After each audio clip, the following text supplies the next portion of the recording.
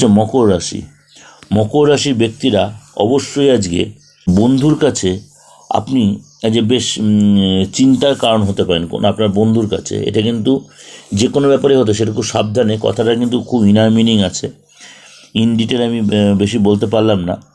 কোথাও বিনিয়োগ করার আগে অবশ্যই সেই ব্যক্তির বিশ্বস্ততা যাচাই করে নেবেন। আজকে কোনো ব্যক্তির মুখোশের আড়ালে আপনাকে ঠকাতে পারে, সেই ব্যাপারটা খুব সাবধান। যেটা বললাম, অবিলম্বে কোনো অর্থ ব্যয় করার আগে আপনার লাইফ পার্টনার সাথে বা ফ্যামিলি কারোর সাথে ডিসকাশন করে নেবেন না। আননেসি কোথাও অর্থ ইনভেস্ট করবেন না।